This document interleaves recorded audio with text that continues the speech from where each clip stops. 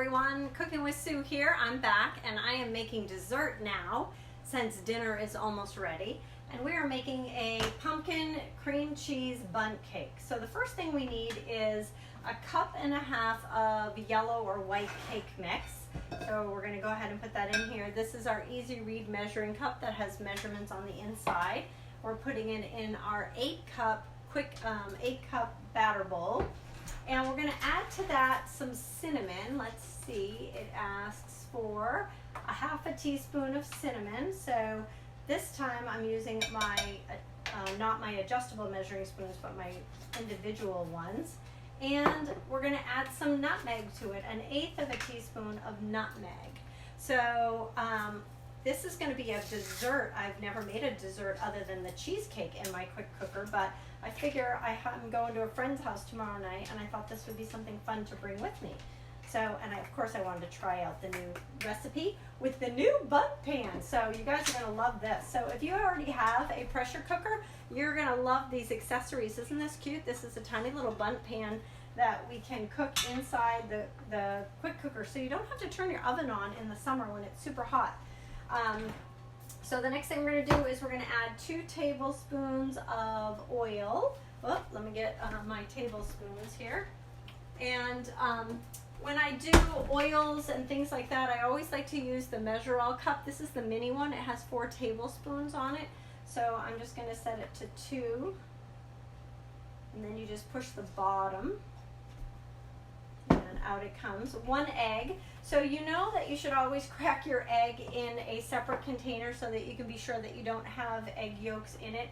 I've made that mistake once at a show, 15 years ago, 16 years ago. It was towards one of my first beginning shows. It was terrible.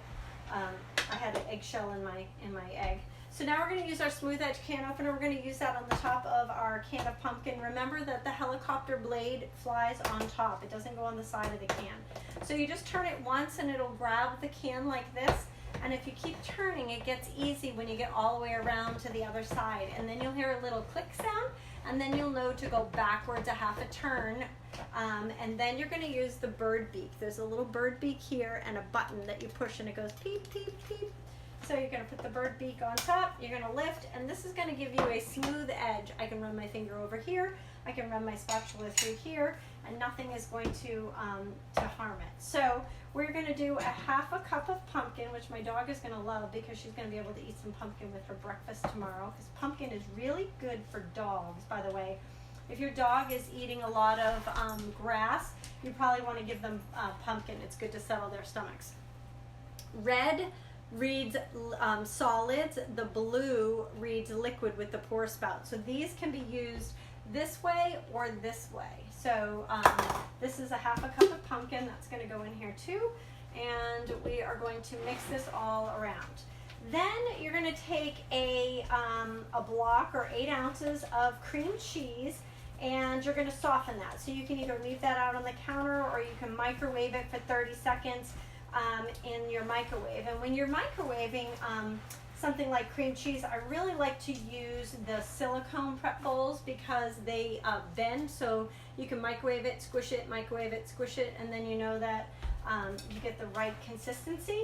Also, when you're heating chocolate, you definitely want to use the microwaved silicone prep bowls because chocolate retains the shape that it normally starts out as, and you won't know that it's cooked. You'll burn it before it's cooked. So now we're going to add some sugar, 1/3 cup of sugar to our cream cheese because this is part of the filling, and we're going to add a 1/2 teaspoon of vanilla. And then we're just going to layer this into the bundt pan cake mix. And when we're done doing that, then I'm going to put some mix down, then I'm going to put the cream cheese in the middle, and then I'm going to put the rest of the mix on top. And I did baste the oil to the bundt pan here just to make sure that it won't stick to the sides and that it'll come out easily when it's dessert time. So you definitely want to do that. So now I'm just going to take this, I'm going to mix this together, and then I'm going to layer it. And then I'm going to put it in my pressure cooker, and I'm going to set the pressure cooker to a custom setting for 20 minutes. and then I'm gonna walk away, and it's gonna cook while I'm actually eating dinner, because my dinner is 7 minutes from being done, as you can see. And so this will go in next, and it will be ready. And when it comes out, I can probably just refrigerate it till tomorrow, but my guess is that I'll probably be eating some of it tonight. So, you know, I'm a sweet eater. My daughter will be home from work soon, so we'll probably eat some tonight, and then we'll bring a piece to my friend tomorrow. So if you have a pressure cooker and you want some of these new accessories, there's all kinds of accessories that are coming out. Let me know, and I can get you the interactive catalog link for the September 1st new products. Also, if you live local to me in New Hampshire and you want to come to my pressure cooker class on September 7th at 6 p.m., private message me. I'll give you the details. Thanks, and I hope you guys have a great Wednesday.